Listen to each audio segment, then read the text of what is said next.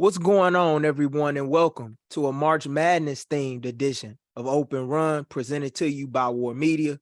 My name is Gabriel Wilkins, and I'm joined right beside my backcourt partner, Josh Hicks, for the 20th go-round this year on yet another installment of Open Run, talking nothing but hoops.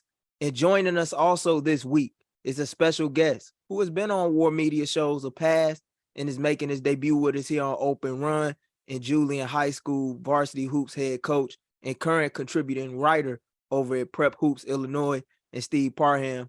How you guys doing? Good, man. How's everything? I can't complain, man. I've been doing good. Excited to talk basketball with you, especially some college hoops. What's going on with you, Josh? What's good, everybody? Embracing this March Madness vibe. Clearly, I'm repping the alma mater, so you already know how that goes. But I'm looking forward to another exciting year of March Madness frenzy. Oh, for sure. And in this week's edition of Open Run, me and Josh, as well as Steve, we're going to discuss the bracketology as we recap all that took place during Selection Sunday as the field of teams has officially been revealed for this year's edition of March Madness, including a few other things that you as a spectator should have your eye on and look forward to once the 68-team NCAA tournament tips off. But before we get into all of the following discussions centered around Cinderella's and who we believe may have the best shot among the favorites to cut down the nets out in H-Town, let's take some time to pay respect to the landmark accomplishments that took place across the basketball world over the past several days. And our hoop shout out segment, special hoop shout out go out to Basketball Hall of Fame head coach Jim Boeheim, who after spending 47 years under the helm as the coach at Syracuse, will not be returning to his alma mater in the role for the 2023 college basketball season, as the 79-year-old who helped guide the program to his lone national title just 20 years ago is officially retiring after capturing over 1,000 wins for the Orange en route to 5 Final Fours along the way, in addition to Russell Westbrook, who surpassed another Hall of Famer and point guard in Chicago's own Isaiah Thomas for 9th place on the all-time assist list over the weekend, as well as Nikola Jokic, who tied the late, great Elgin Baylor for the second most games ever with a 35, 20, and 10 stat line, as the Joker capped off last week's slate of games, going for 35 points while adding 20 boards and 11 dimes for good measure against the Brooklyn Nets. So with all of that said, Josh and Steve, as we always do to start off things on Open Run, and I'll start out with you this week as our special guest, Steve. What are some of the top storylines across the world of basketball that have caught your eyes the most within the last week or so since our previous recording? And it could be anything, high school, grassroots, or, pro, college. I mean, the main thing is the Ja Morant stuff. I mean, that stuff is, it's one of those, I guess he's the focal point right now of the basketball media world. To me, do I think it deserves all that attention? Certain parts, yes, but like the other parts of the pictures and all those extra things, we can probably name many NBA players who've probably been to a club or whatever. Like, let's not make this bigger than what it is and start victimizing this kid, because he's still a kid. Granted, I mean, he's 20-something years old, but he's still a young man who's still trying to get his feet going in this world. And I don't think he deserves all of this scrutiny because he's making some mistakes right now, being in the limelight. It is what it is. He's still a great player. I mean, and his team is still atop of the Western Conference, but I hope that we can find something else more important to deal with than harp on Ja Morant right now. No, those are very good points, man. I think obviously concurring with your sentiment and everything like that. We obviously talked about Ja Morant all last week and the weeks before. I think it's just a scenario where you kind of hit the nail on the head when you said, he's still learning how to really be an adult because he's still a kid. And my biggest point of emphasis when it came to Ja Morant was not necessarily the fact that obviously he's learning this new adult life per se, and trying to adjust to what that looks like, but he's a father too. So I'm more focused on the kid. I'm more focused on the fact that he has a young daughter that's looking up to him, and he's raising this young daughter. And when you compare, not compare, but when you put together the fact that Ja Morant is recently in the headlines, his father was also in the headlines as well, for not necessarily being on the outside looking in what the world wants the father to be per se. And you have to really evaluate that if you're Ja Morant for your direction moving forward, because maybe this isn't just a revelation for you to get your life together and to grow and mature in the way you need to grow and mature, but even also your father too, because sometimes your father can't appear to be like your boy. He has to be that father figure at times. And you know, some of the stuff that, you know, T. Morant, as much as we respect T. Morant and have a lot of love for him, you know, you can question some of his decision makings as well as his actions at games especially when you see him with lots of liquor in his hand, drinking and getting involved into that sort, where in some instances it led to some of his outbursts that correlated in you know, with Ja Morant. So I think those are things that we just have to evaluate. And like you said, it shouldn't be anything that should be dragged on.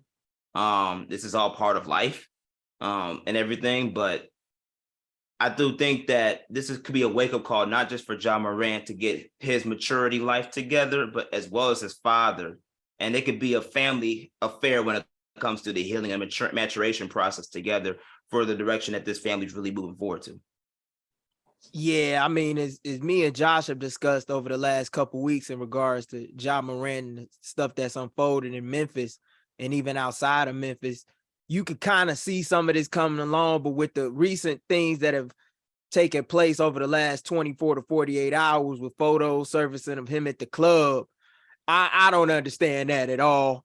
I truly don't. And like Steve said, he's not the first athlete in the NBA nor the last to, you know, frequent a gentleman establishment, you know, to put it is what it is. So I'm not really making a big deal out of that. But yeah, it's definitely a situation where you can learn a lot from, but you also are seeing how the media has a bad habit of dragging things out longer than what they have to in an effort to create a bunch of unnecessary storylines or further promote storylines that in some ways have already been outdated. And I think most of, you know, people across America have learned their lessons from. But for me, the thing that stood out really was Jim Boeheim, you know, deciding to walk away from the game. To me, it marks the end of an era. You've had so many coaches over the last few years in college basketball decide to call it a quits. From Roy Williams, Mike Krzyzewski, Jay Wright, and now Jim Boeheim. And it's truly the end of an era in college basketball. And the old guard, in some ways, has officially left. And it's kind of like a new old guard where you have guys like Bill Self, John Calipari, and Rick Pitino, whose Iona squad is in the NCAA tournament. And there's been a lot of rumors recently that he may be considering the job at St. John's that just opened up. But like you have so much of that going on in college basketball, and it makes me wonder what the future of college basketball truly is when you have so many people who play such a vital part of it over the last 40 to 50 years out of the game. And then Robert Smith is Simeon walking away, unfortunately, with a 3A state title game loss to Metamora, but a very decorated career, as he will more than likely go down as the greatest high school head coach in the history of the state of Illinois, having captured 6 state championships. The list of players that he's helped get to college, and not only to college, but the pros, it speaks for itself, some of which we still seeing do their thing in the NBA, such as Derrick Rose, Taylor Horton-Tucker, and Kendrick Nunn, and guys like Jabari Parker of years past. I just have to tip my cap to that guy, man, to be able to do what he's done over the last 20 plus years with everybody in the state gunning for you. It speaks volumes. But I want to move on to getting into everything that transpired during Selection Sunday. You have Alabama, Houston, Kansas, and Purdue all named number 1 seeds in the South, Midwest, West, and East regions, respectively. Rutgers, Oklahoma State, and Clemson are among the several headline programs among the schools that failed to earn selection into the 68-team tournament this year, in addition to last year's national runner-up and UNC, who became the first preseason number 1 squad to ever miss the NCAA tournament entirely since expanding back in 1985. Illinois and Northwestern are the lone schools from the state of Illinois to be in the tournament this year, both represent the Big Ten Conference. I just want to ask you guys, in regards to not only just the top seeds, but even like the first 4 out or the last 4 in, do you all believe that the selection committee got it right? Well, I'll start off first by saying, I'm a avid Duke supporter. So yeah, I know. North Carolina make the tournament was probably the best thing to me, but I couldn't understand how you bring back everybody except maybe 1 or 2 players and just don't make the tournament at all. That seems like a complete dumpster fire that was happening over there, which is one of the main reasons why they didn't select to play in the NIT, which after playing in the national championship game, who wants to play in the NIT the year later? So that right there is one. As far as the selection committee, I believe they got it right. I'm still scratching my head over the Clemson North Carolina State thing. Clemson beat them 3 times each year, or maybe twice, and they had probably more wins against Q1s or whatever they call it, quadrant one wins as opposed to them, and somehow they still got it, made it in over them. So I don't know what that was about. Well, as far as the rest of the tournament, I mean, you can nitpick at some of the seeds that some of the teams got. Like I don't know if I'm Kansas, to have to play Illinois or maybe Arkansas the second round, that's scary. That ain't good for anybody. So for the most part, I think they did a good job at it. We think we know everything until Thursday happened, and then we started seeing everybody getting popped off. Then we were like, oh man, this is a great tournament. So, I will sit back and wait. I like to kind of wait till once the tournament's over with to say if it was right or not. But for the most part, from what I saw, I'm fine with it. What about you, Josh? I know Steve brought up Kansas. Kansas looks like they had the toughest road out of all the top 4 number 1 seeds. You talking about facing Illinois in round 2. And then you also have teams such as Kansas State in your region, UConn, and the likes of UCLA and Iona. It's a lot of top-notch schools in that West region. But what's your thoughts? Did the selection committee get it right in your estimation? Yeah, I think they pretty much got it right.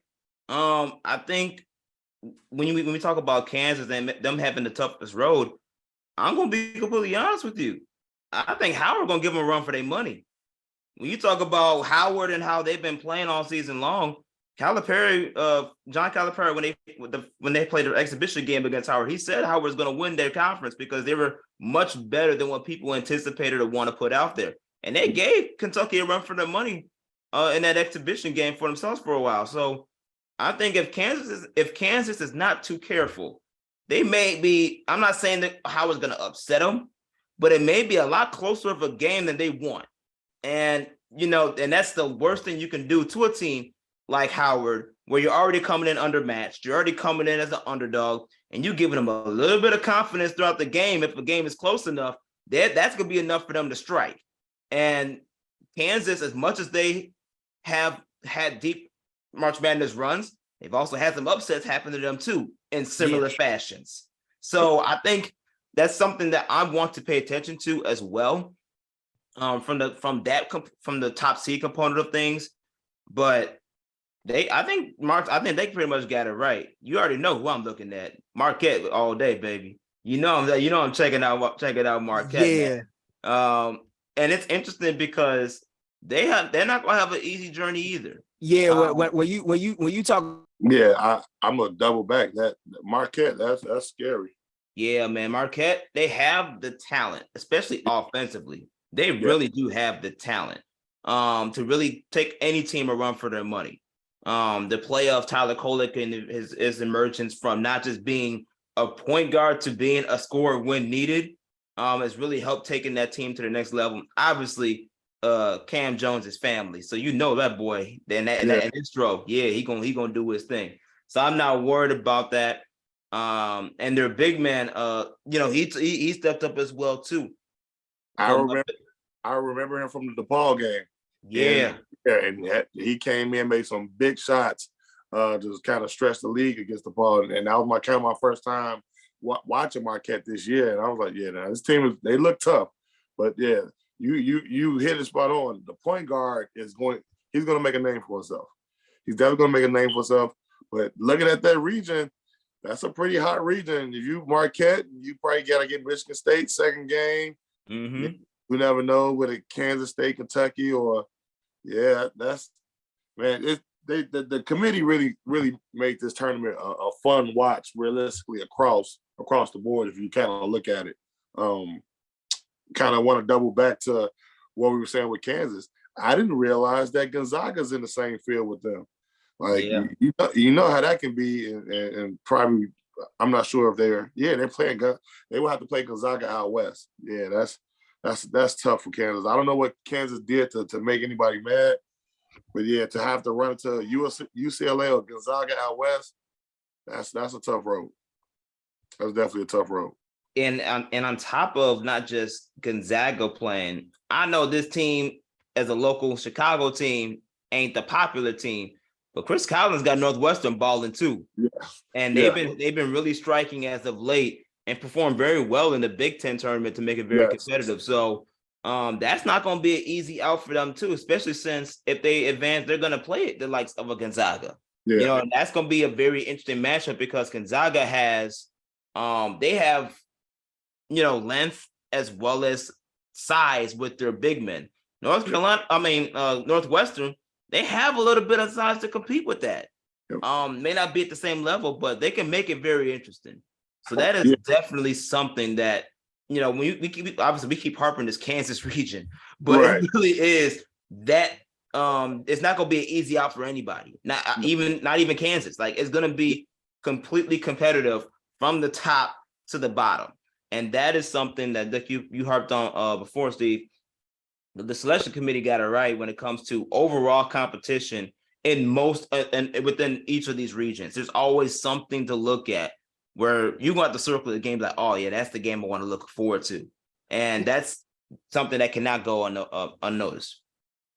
So when you talk about games to look forward to, I'm glad you bring that up because, like you guys were talking about, in that East region, it's going to be loaded. You got Kansas State in there, you got Marquette in there with Purdue. Purdue and Memphis could easily be a trap game as well in the second round. It's a lot of second round trap games. Just looking at the bracket in front of me now, even in the Midwest region, you got a team like Houston that's trying to get to Houston for the Final Four. They got a tough road with some teams like Iowa with Chris Murray and Miami with Isaiah Wong, the ACC Player of the Year, and Jordan Miller, who's one of the most versatile players in the country, all ACC second team selection. What game specifically in round one are you guys looking forward to the most? It's only one. Okay. Got big time Chicago emphasis on it. Kentucky Providence.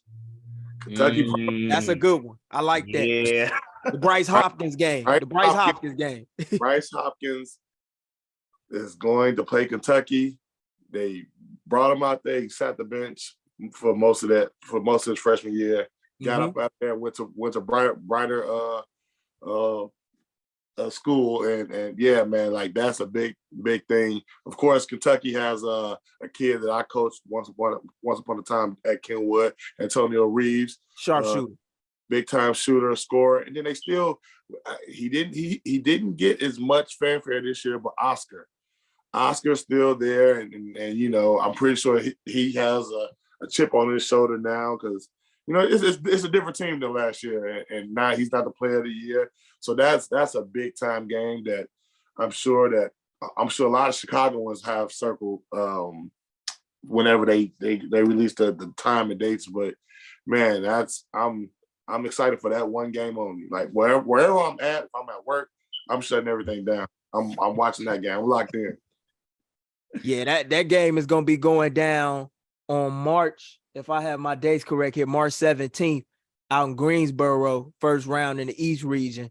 And that's definitely a game I'll be watching for sure as well, to see those two Chicago kids live in action with one another. Kentucky, Providence, Cal got ties to that Northeast region, having started his career at UMass. So I'm pretty sure that'll be a big time matchup as well. But I want to get into a discussion on the current state of Big Ten basketball. You have 8 teams that are representing the Big Ten in the 2023 field, such as Maryland, Iowa, Indiana, Penn State, Purdue, Michigan State, Illinois, and Northwestern. And it's the only conference outside the SEC with at least 8 teams in the NCAA tournament this year, as both are tied for the lead when it comes to most teams sent by conference. But despite that, we're talking about a conference that hasn't had a national championship since 2000 with Michigan State. And the Spartans are also the last program to represent the Big Ten in the Final Four back in 2019. I want to ask y'all, in y'all own thoughts and words, is the conference, in spite of its competitiveness, overrated? Yeah. Yeah. I'll say this. I'll say it like this. They know how to. The playing field it's changed drastically. That's pretty much the best way I could put it. Kids aren't going to the Midwest anymore. That's just the reality. Like a lot of these kids aren't going to the Midwest. They're going to where they can translate their games after a year or two to the next level. That next level doesn't happen at a U of I. It doesn't happen at a Michigan State like it used to. It doesn't happen at a Michigan or any of those schools. They're going to the Kentuckys. They're going to the Dukes. They're going to the North Carolinas. They're going to the UCLAs. They're going to the different schools that they know there is a certain status and a certain level of not just competition, but foundation, that when they review their track record, you can see, okay, this may be give me the best exposure to not only play in big time games, but grow my game. So that way, after a year or two, I can go straight to the league. And and that's something that when you talk about the Big Ten, they have failed to do that in a lot of cases. And in a lot of ways, kids actually transfer from those schools to the big schools. So that way, to the other big schools in the different conferences, so that way they can increase their chances of going pro. It's going to be hard with the professional athletes drive. It's going to be hard to go to a school like a Michigan State or any of the heavy hitters that used to be so grand in that Big Ten conference to go to the next level. And I think that's just the reality of the way things are. We talk about guys that are, we talked about the Coach K's, we talk about the Jim Boeheim's, and that older regime of coaches that's falling off. Izzo's one of those coaches too. That he's still sticking around, but he's not having the success that he's accustomed to having, and he's going to eventually have to take that seat as well when that time does come. So it's so many variables to this, but yes, the Big Ten, especially basketball wise, it's not the same. And because of that, athletes are noticing that. So they are taking their talents to the best chances where they can succeed, not just on the court, but in preparation to take their game to the next level. And that's not going to happen in the Big Ten. Yeah, I can also kind of agree with you, Josh. Like a lot of the coaches and like you said, the Boeheims and the ones that the traditional coaches that we're used to are falling off because the new wave of how to recruit and all the NIL deals is just changing the landscape of college basketball, period.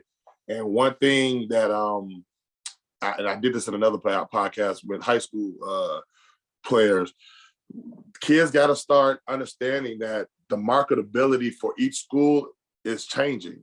Mm-hmm. And the Big Ten doesn't reach the West Coast like that. The Big Ten is not prevalent on the East Coast like that. But you know what it is? The SEC, ACC, and Pac-12. They're on both coasts.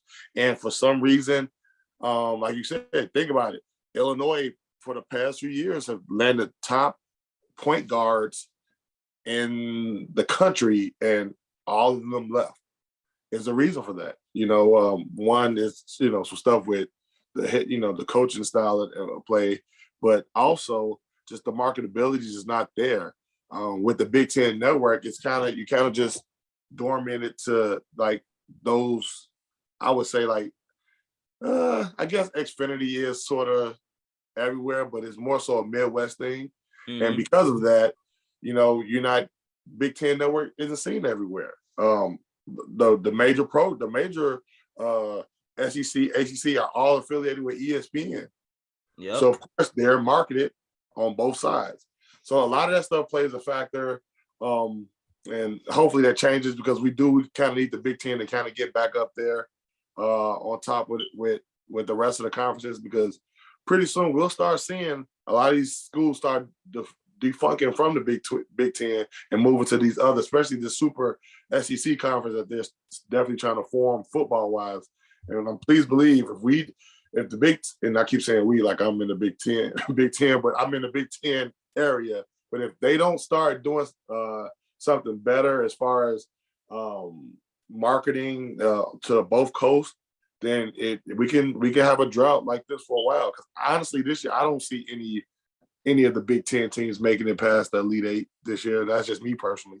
But and also from watching a lot of the games, Big Ten. If you looked at the overall standings, most of the teams were pretty even. Yeah. I mean, as far as like wins and losses. So that kind of helps them a little bit for making more teams in the tournament, but also hurts them in the long run, because for one, you're beating up each other, you're exposing everything about all the teams, and then come tournament time, most of your guys are deflated and just done and tired, and they don't have long runs in them. So hopefully we can get it back to where we're keeping the top talent. I hope when the McDonald's All-American game, maybe if we get 2 or 3 Big Ten teams on there, I would be lucky to have that. But I don't see that happening no time soon. Well, the Big Ten is hopefully going to change with that next year, considering that you got USC and UCLA from the West Coast coming in. So they are going to tap into that West Coast side of things with 2 big powerhouses, not just known in basketball, but football as well. So that's definitely a huge plus for them. But at the same time, a lot of these major schools and conferences know how to tap into not just the East Coast, but the West Coast as well. And the Big Ten, you're glad to see them hitting that West Coast. But that East Coast, there's a lot of talent coming out of that East Coast too. You should be able to hit the New Jerseys and the New Yorks and those areas out there, because that's where a lot of talent surfaces from.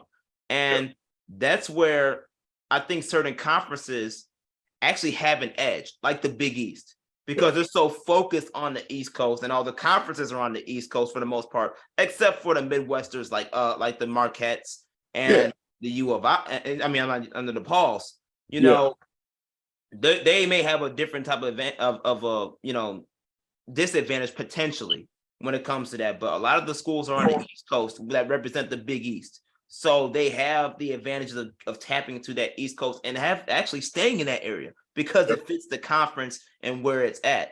But if Marquette is an example of a school that can recruit and get the best players and excel even at the young state, because remember, this team that's in the playoff right now, this is a really young team. They're still, most of their players are sophomores. So because of this young team developing under Shaka Smart, that's an example of a school that could take things to the next level, even with the disadvantages of not always having that East Coast or West Coast access. But the problem is that's just one school in a Big East conference. You're talking about the Big Ten, where for the most part, most of your schools are in the Midwest. Mm-hmm. And you should be able to tap into not just the Midwest, but both sides. And since they failed so much to do that, I do think the addition of USC and UCLA for all sports, especially basketball and football, can kind of help make that competitive field that much better, because that's enticing to tell a Midwest school that's so used to cold and snow every year. That, oh, you know what? I can actually go to the West Coast where it's 80 degrees and I can play some sports every once in a while. At home and play in front of your fans and family. No, Yeah. Yeah. No, I 100% agree. I think where the Big Ten did get it wrong was bringing in Rutgers, where we thought that okay, it's going to expand the market out east, but it wasn't. I would have said a Syracuse or somebody with some more winning behind them. But yeah, to go get the UCLA, USC, that was huge. Hopefully that some of these Midwest teams can go out there and tap into that market, which will probably, like I said, help benefit the talent overall. Because I think one of the major reasons that we've, and again saying we, but like saying that the Big Ten and a lot of the local area schools, they have success, but they're not at the top where they used to be, because I would say the talent in the Midwest isn't as great as it used to be. Right. And the major cities, the New York still have, I'm pretty sure they still have like 10 to 20 top 100 players. Of course, out west in California and then down in Texas. Like the major states, they're going to always have those talented athletes, players. And the Midwest is, we lost, and I don't want to say because of COVID, but I can kind of blame a little bit of COVID, that the talent level has dropped quite a bit when it comes to the recruitment to a lot of the local schools. And I'm interested that you said that, because of the fact that when you think about local talent taking things to the next level, obviously Saint Ignatius from the high school realm, they made it to state. They did lose. I forgot who they lost to, but they did lose in the state championship run. Yep. And Kendall Gill's son, Phoenix, performed very well down there. He's doing his thing at Saint Ignatius. And Kendall Gill came out and said, I'm holding my son back from AAU for the summer because AAU is not what it used to be. There's no development. There's no growth in programs. And for the most part, the summer is supposed to be helping you get better. Right. And he's pulling his son from that. What do you think, because of the fact that AAU nowadays is considered to be more of a circus compared to an actual development and exposure program, that could play a role as to why a lot of Midwesterners aren't also getting those looks as well from recruits, because if the games aren't improving, the top teams and coaching staffs and scouts from those colleges, they're going to go to where the ballers are at. And if it's not from the Midwest, you're going to get them at most likely an AAU tournament in Vegas or nationals in Florida, or somewhere where, that exposure, like you said, is top tier and it's not in the Midwest like it used to be. Right. So this is a topic that's been really hitting. And I've been kind of having discussion with some coaches across the country. Here's the thing with Kendall. Kendall, his son is a little bit different. For one, his dad is Kendall Gill, so his dad can make a phone call and like, yeah, this is my son. Coaches will call back. Oh, cool. Every kid can't do that though. Every kid can't take the liberty and say, you know what, I'm not gonna play AAU and just focus on my body. Like some kids really need it. One for development. And granted, Kendall Gill is right. They're playing way too many games. I get it. Maybe AAU should start in the middle of April. But the way how everything is going, like most of the money is being made on a travel circus now. It's not through high school basketball. It's through the travel circuit. And the sooner you can start these events, the sooner these companies are gonna start making more money. And that's mainly what it's about. It's not about the development of the kids. Though in Chicago alone, you do have a few programs who do it the right way, who concentrate on the skill development of players, and trying to make sure they do it the right way. Now, I can't speak on everybody, and I'm not gonna start naming names because at some point people are gonna jump on here and maybe listen to this and say I didn't mention them or whatever. But there are advantages for players who don't play and just get in the gym, get their body right, and then maybe play in the summertime. There are advantages to those. The problem is when it comes to coaches, and especially if we know now how the recruiting is going, like out of sight, out of mind. And we've heard that term before, out of sight, out of mind. And when they have these NCAA live periods for Division I coaches to come out, if you're not playing and they don't see you, it's going to be tough, really tough to get recruited. It'll be really tough to get recruited. And if we know now, a lot of the schools, especially the school who you're wearing right now, who I have real close ties to for obvious reasons, they have to get their players from the portal. You can't really depend on high school players anymore. And when you have to depend on the portal, that hurts a lot of high school players. So, and going back to what I was saying earlier, which is why I feel like the talent dropped, we don't have 30, 40 kids coming out of Illinois from the state of Illinois going to Division I programs anymore. It's kind of dwindled down. And granted, that's kind of low. We used to be like 50, 60 kids, we know, Division I kids. Now it's like the 20. And it's been getting lesser and lesser each year. And I don't know who to blame for that or to say we can blame anybody. But for some reason, the talent has dropped out here, and mainly because every travel team isn't working on skill or the right play for the right kids. They're just putting kids out there and making them play. And then if you're losing, nobody's coming to watch your team lose, no matter how talented the player is. So it's a mixture of a lot of things. I hope it gets better from my standpoint and for what I do as a scout. But and I also hope it gets better for the kids, because it's not looking good when you have you probably know, like St. Rita. St. Rita has, that's my alma mater. Yeah. So like you get 3 high major kids on one team, and man, you lose to Brother Rice, who has 1 kid going to Niagara. I mean, that's kind of tell you right there. Like it's kind of tough to like say like what's right or what's wrong, but those kids that Brother Rice probably in a gym and skill set, and those other kids, I don't know what was going to read it, but those kids, they're really good on their own, but for some reason they can't play. They couldn't play together, and that strikes a nerve with a lot of coaches, because a lot of coaches like, hey, we got to win now. We got to win now. I mean, everybody, not Patrick Ewing, who could stay at his alma mater for a few years and lose all those years, but eventually I caught up with him. Some schools maybe get 1 or 2 years.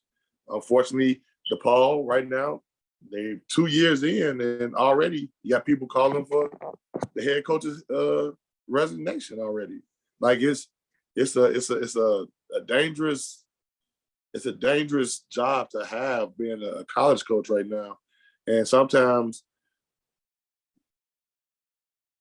you gotta have to go with what you know, which is the portal kids. And if you're not a high school kid that's playing or being seen, you're gonna get lost in the shuffle, and you probably won't have to go the long route and go prep school or JUCO. So when you bring all that up, and we take it in the full context and consideration, is that why you believe that so many of the schools across the state of Illinois have fallen off, so to speak, or haven't been able to reach the levels of success compared to recent decades or past? Because when I look at programs like DePaul, you would think with that program having a storied history that they do, and a special connection to Chicago with previous and former NBA greats, that the program will be able to sustain itself, but yet it hasn't been. And we're talking about a program that hasn't been to an NCAA tournament on the men's side since 2004. For the most part, I think also the who's in charge also plays a big difference too. And with certain staffs, certain coaches like certain things. I think one major thing that we do as Chicagoans, because we've always consider ourselves like one of the meccas of basketball.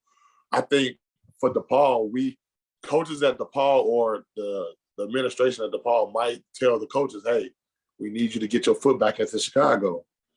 But which is true, you should, yes. But technically, will you win if you just recruit Chicago? It's both sides. I can play both sides of the fence for that one. But to me right now, I think DePaul definitely has to go get some guys outside of the area who could come in and just be impact players right now. Do I see them getting back to that point at some point? Yes, I do.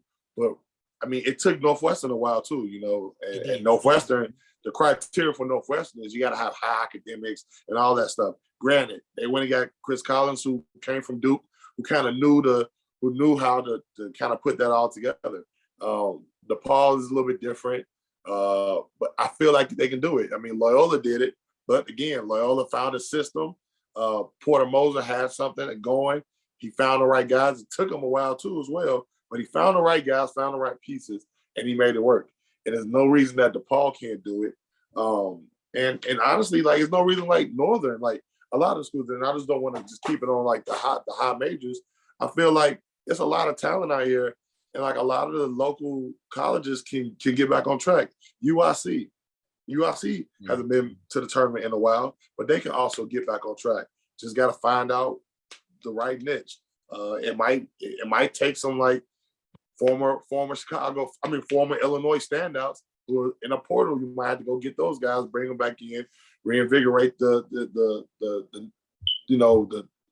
feeling around the program, and kind of get people back in the seats. One, and then if you start winning with that, maybe they could take back off. But I can go down a list of all the schools, but there's no reason for all the talent that we've had in the state of Illinois that we only have two teams in the tournament. To me, I agree with you on that. I agree with you on that one. Yeah, I think we have enough talent, and I mean, we've seen it right now. Not one team from Chicago. Well, let me back up. I'm a CPS guy, so not one CPS team won a state championship this year, which is the first in a while. Last year was the same thing, but that Glenbard West team was something totally different. But like DePaul has 2 or 3 guys that are probably Division I talented, but they don't have. I haven't heard many coaches talking about them yet. Granted, they were injured most of the year. Simeon, practically 6 Division I players on that team, couldn't win the state. Lost to a team that had one guy going to South Alabama. You know what I'm saying? So, like, it's talent. We have players here. That's no doubt. It's players in the state. I just think we have to, for one, that's better as Illinois as a collective has to do better at coming together and helping our players get to these programs that's here, for one, and stop letting them always go out of state. But again, this is a very political state. I mean, a very political city, as everything plays politics with everything. And I feel like if Chicago and Illinois, we all came together, we can make this a much better for the state universities and for ourselves. We lost a lot. We lost a lot of talent because of the COVID, because of the going. I mean, one of the number one players, Matis Buzelis, right now, number one player in the draft. If you look at the mock draft for ESPN, kid went to Hinsdale Central. Hinsdale Central kid left because of the COVID stuff that was going on.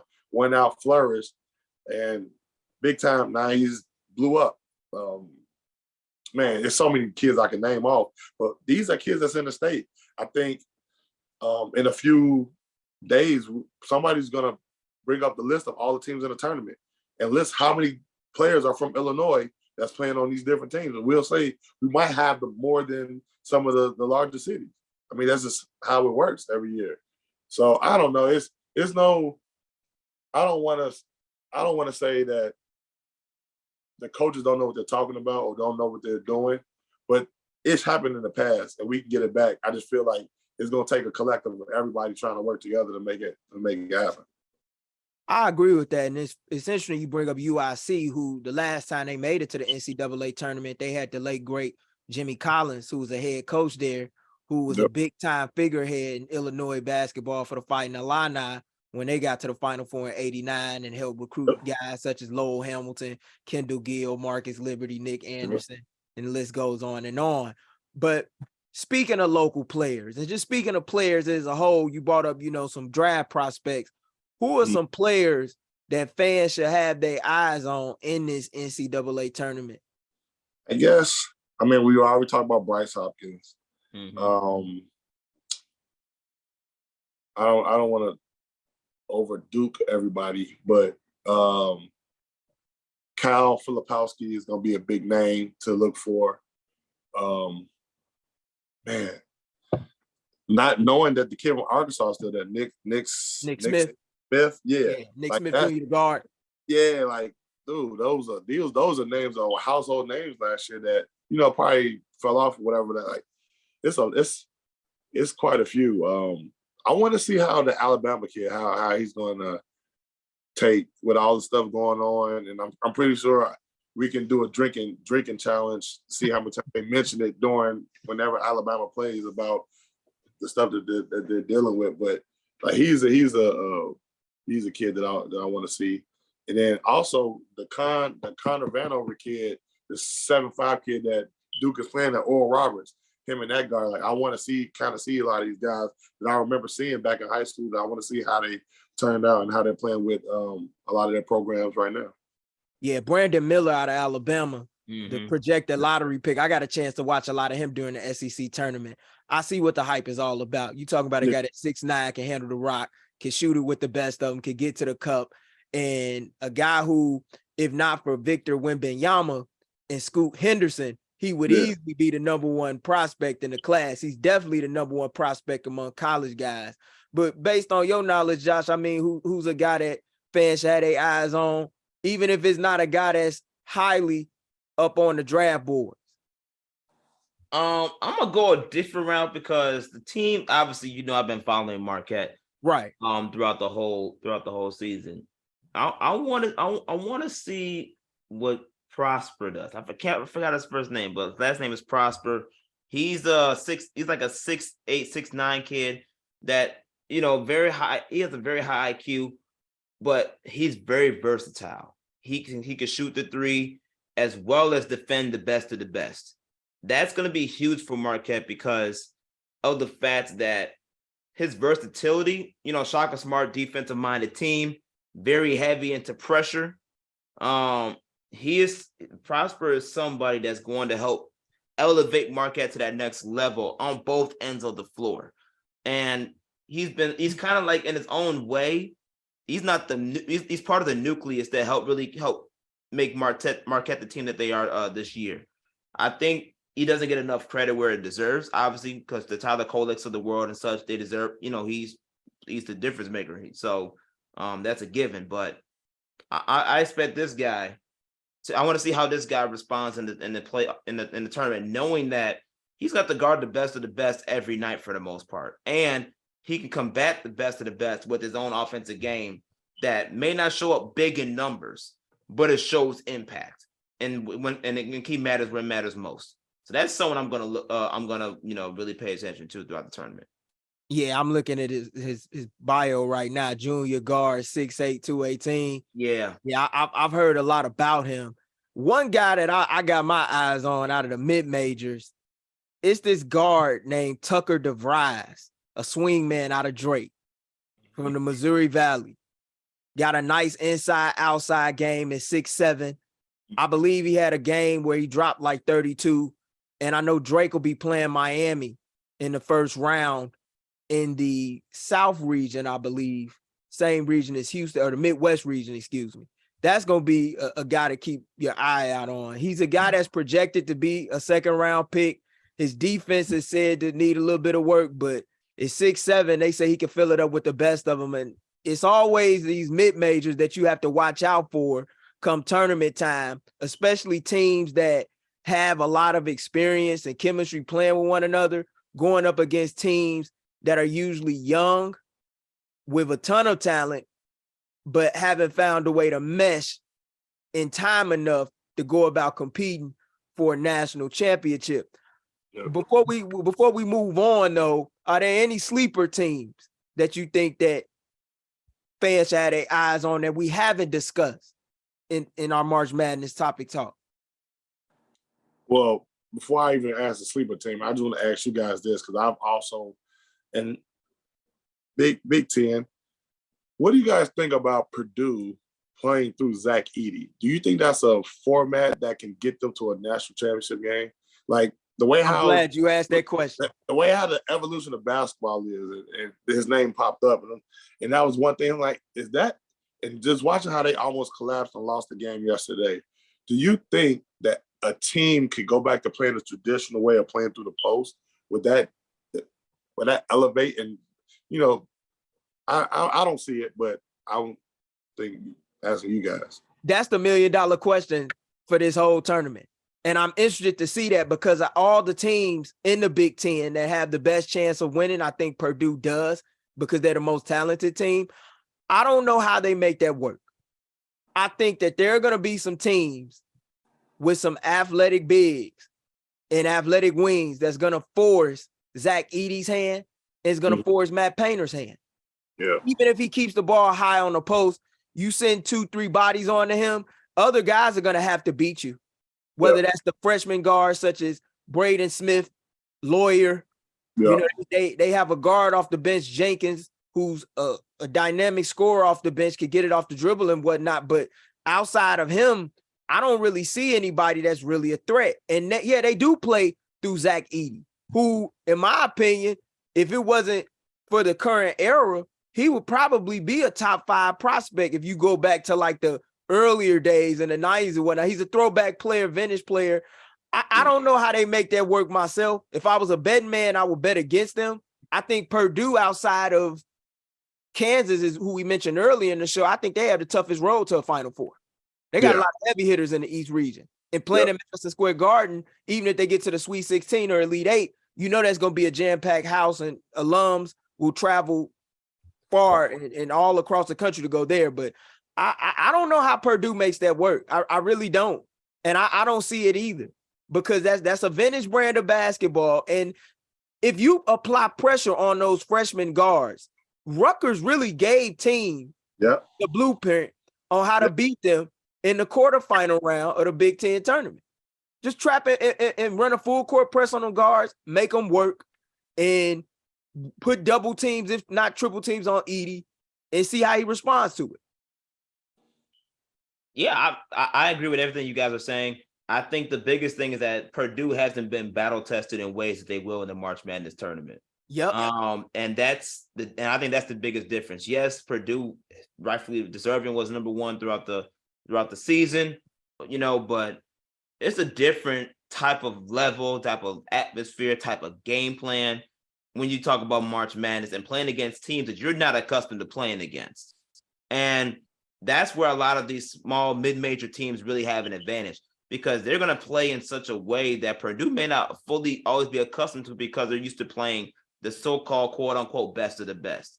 It's these mid-majors that will give the big teams like that problems, especially when you have an offensive philosophy that is centered around your big man at 7'5", even though he is great of a center as he is, his offensive skill set doesn't match today's skill set for the average big man, which is something those mid-majors probably already have that Purdue doesn't.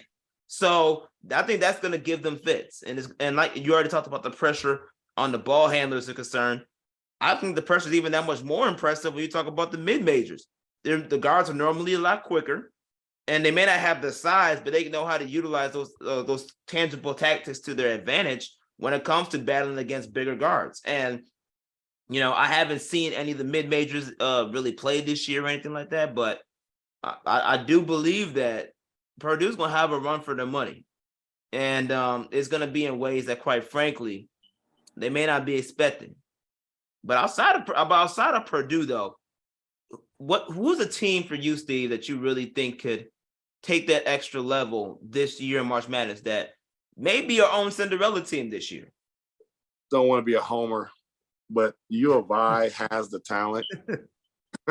U of I has the talent to do it.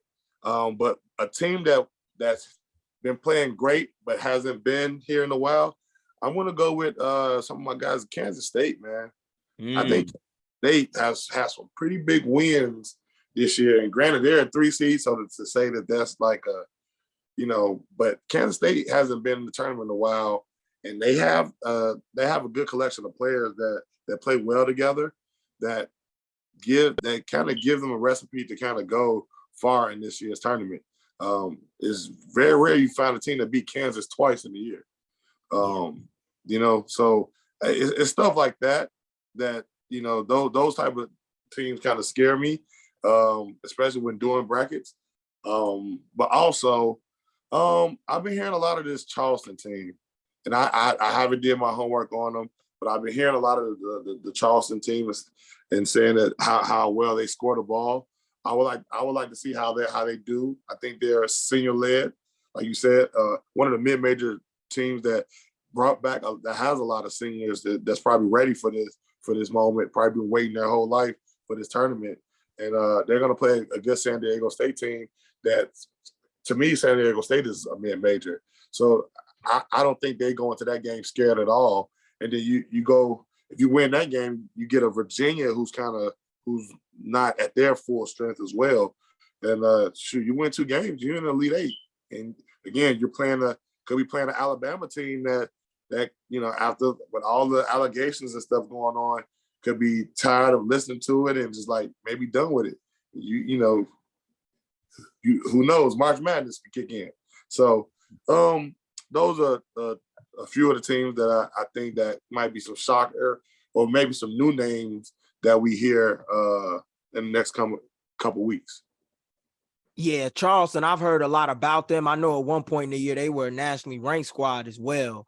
And San Diego State, coming out the Mountain West, they're no stranger to March Madness, but those 12-5 matchups, those can always be tricky matchups, especially when you're filling out your bracket.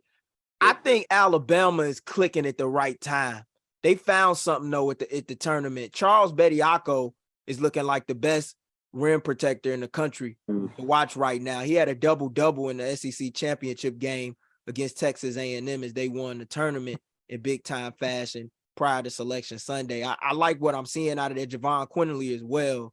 They have a team that is infused not only with youth, but young talent, but like veteran-laden talent as well with their backcourt and Sears and Quinley.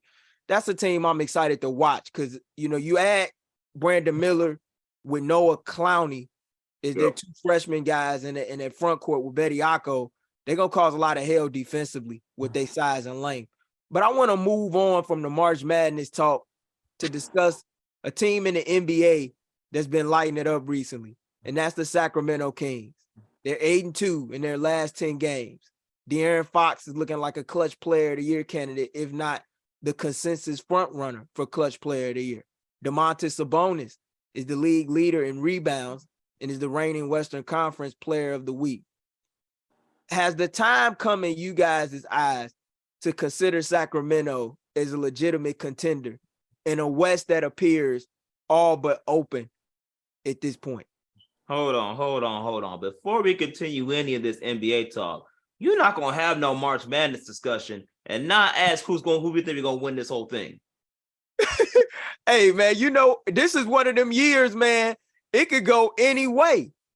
I mean, yeah. I don't see all these number 1 seeds got flaws to it, but it ain't like when we was coming up as kids and you had these dominant number 1 seeds just wrecking havoc through the first 2 weeks and you just knew at least 2 of them was getting to the Final Four. I don't know if we had at this time around. I mean, that's a good point, Nicholas. Let's at least give Steve a chance. Let's see. Do you at least think that's cool that do you have a guaranteed or solidified team that you can think and say, you know what, in my Chuck, Charles Barkley voice, I guarantee that this is it, that they're gonna make it. They're gonna win this Final Four. I can't guarantee you any team, but what I can give you is a Final Four that I can be slightly proud that if I get 3 of the 4, I should be fine. So, of course, I'm not picking against Duke. I never do, never will. I'm sorry, but to me, they have the most projectable chance to make it to a tournament. I'm not scared of Purdue.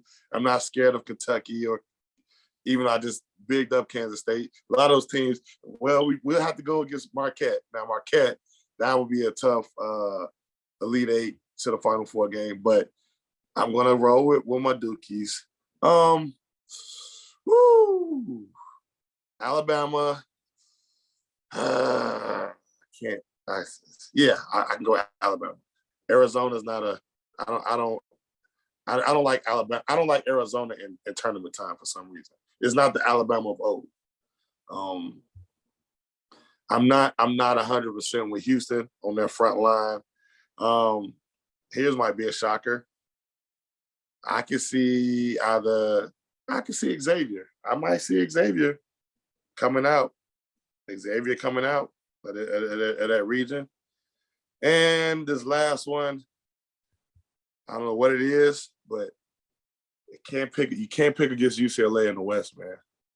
Can't pick against UCLA coming out that West bracket.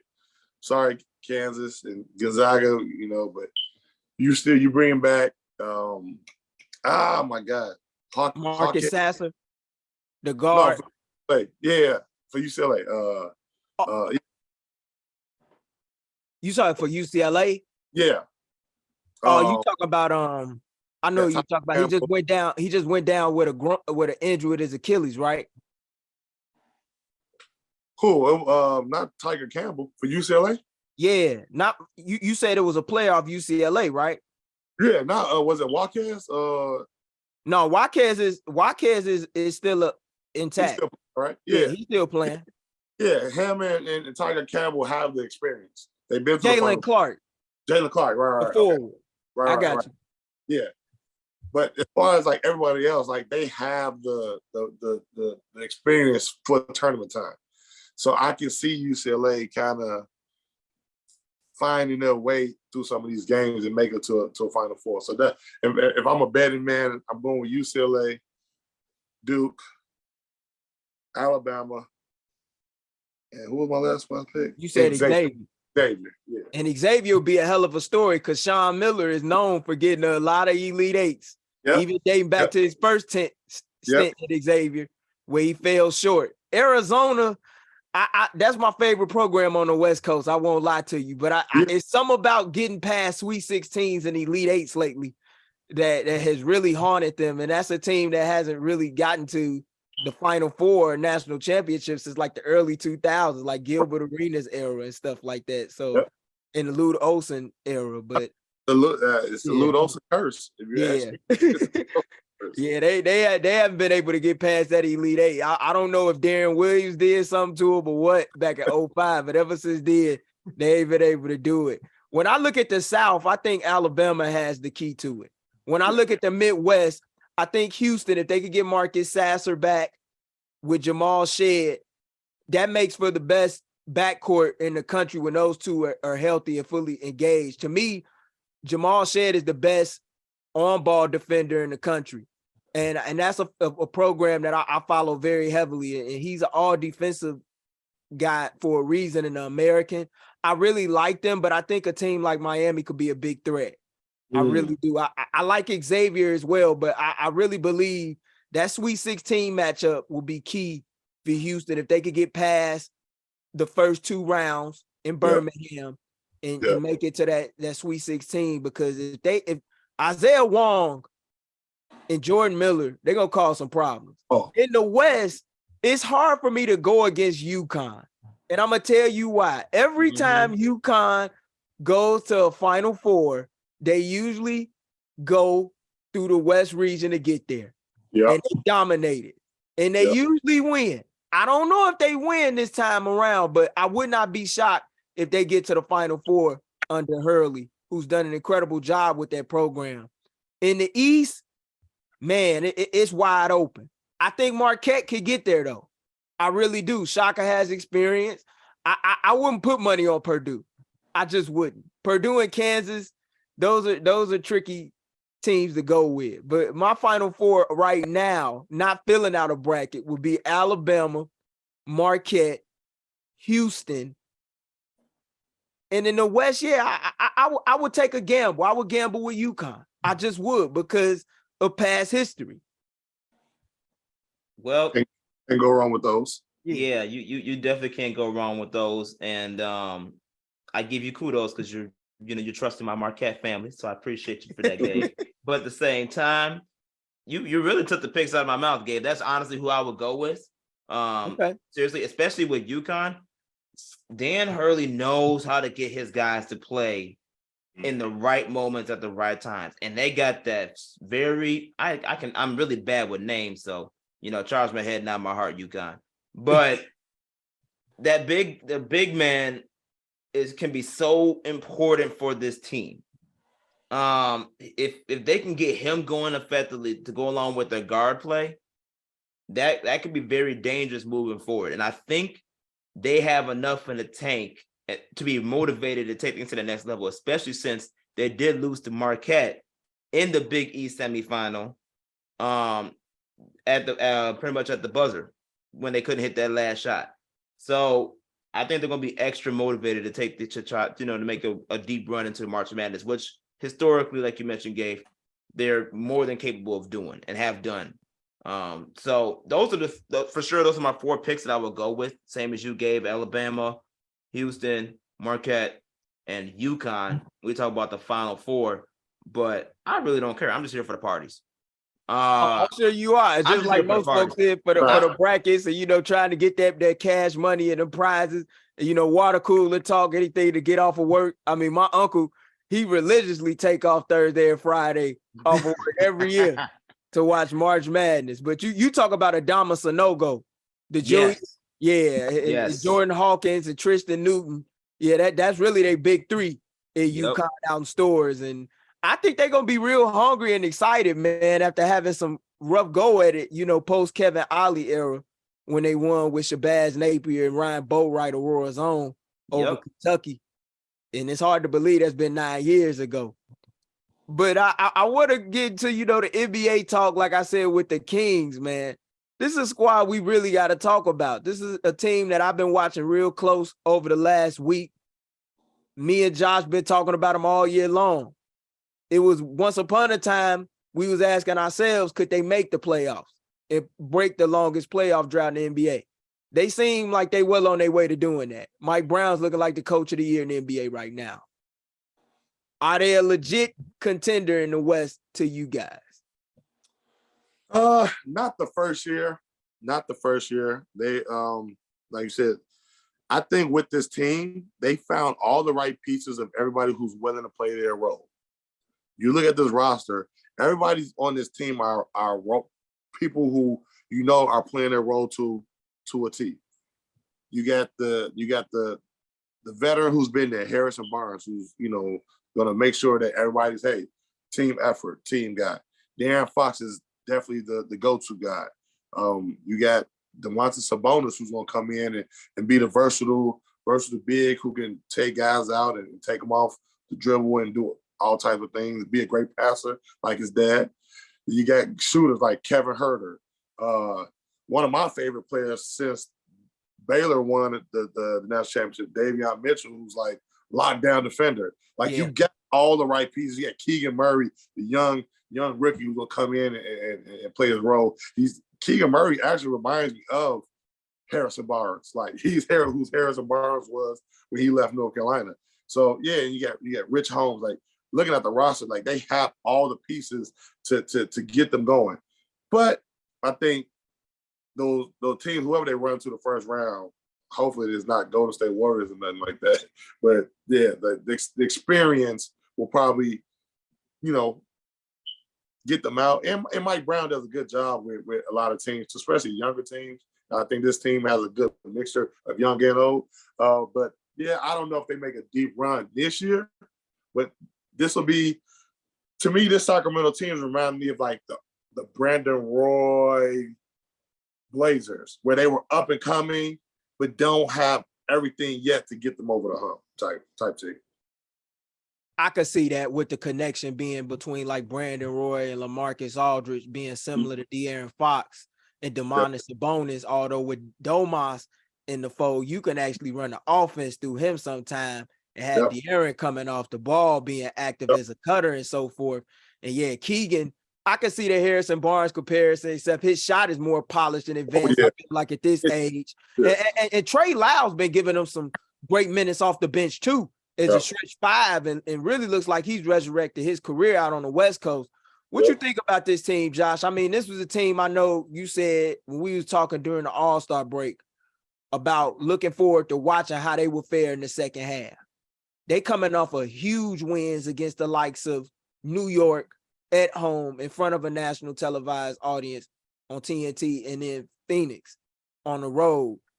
What's your thoughts? Like, is this a legitimate contender in your eyes? Like, we have to ask this question considering the fact that at this point in time, they pretty much got a playoff spot locked up. It's only a matter of time.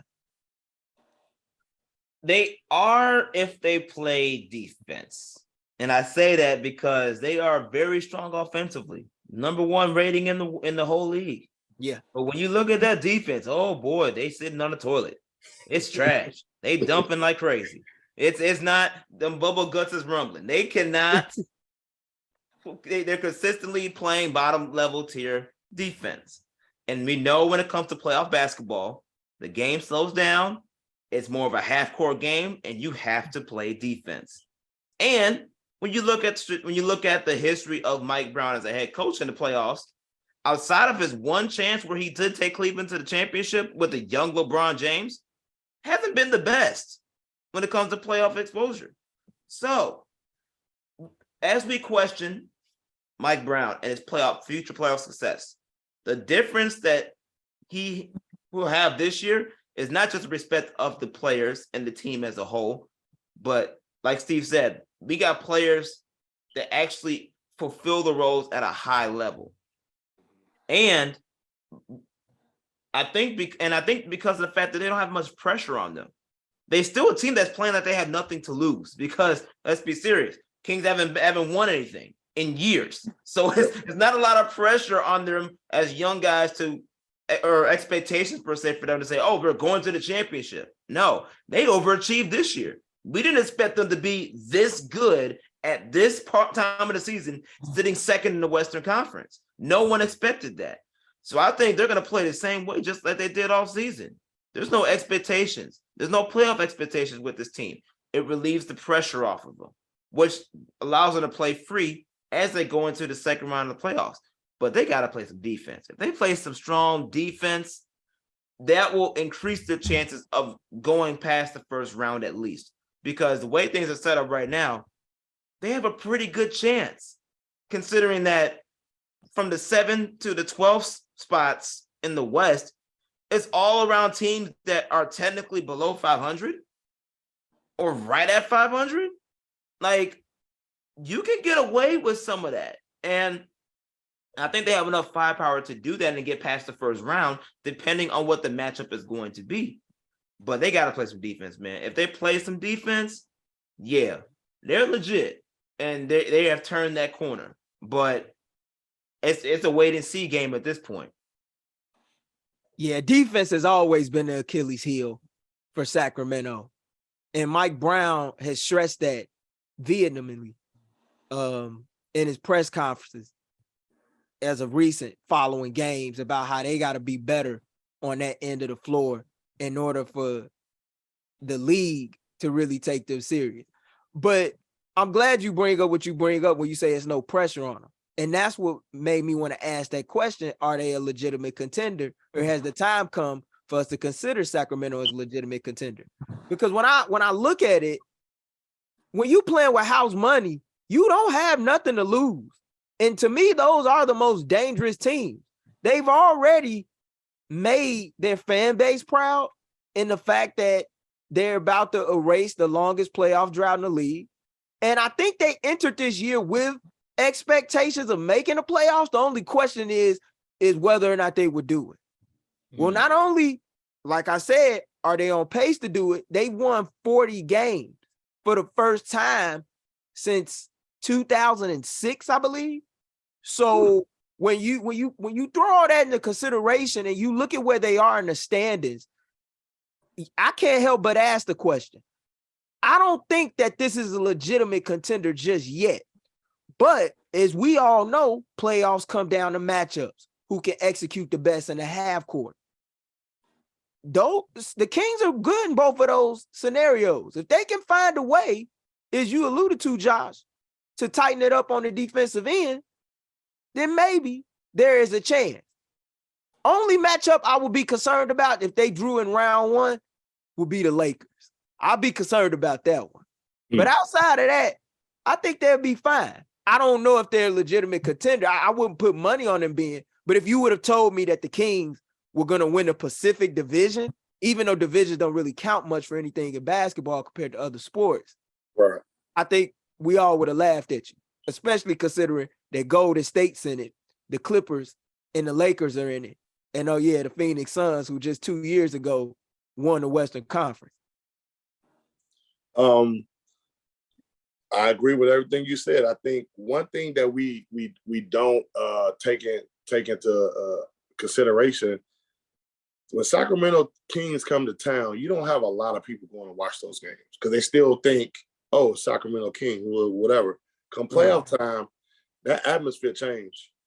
Come playoff time, that atmosphere changed. I distinctly remember back when Kyrie, when LeBron got with the Cleveland Cavaliers and they played the Bulls that first game of the season, and it was crazy at the United Center. And the first thing Kyrie said, like, man, this is what the playoffs feel like? Like, this feel like a playoff game. He was like, man, this again, Kyrie Irving, but he's like, man, this is his first time being in a ruckus, crazy arena over each possession. And I don't know if Sacramento Kings have experienced that yet. And knowing just how everything's going to unfold, like you said, come playoff time, it's going to come down to possessions and making the right decisions. And the way how they kind of play a little bit free right now, and will that change come playoff time? Like I said, you don't have as many experienced players on this team with the playoff experience. So, will it be best for them to, I don't know. I feel like them being that 2 seed is too high for them. I feel being that 2 seed is way too high for them, just to be honest. And I don't want to see. I wouldn't want to see it go, because I think Golden State might move up. I think Golden State and the Clippers might swap by looking at this standing. I would rather play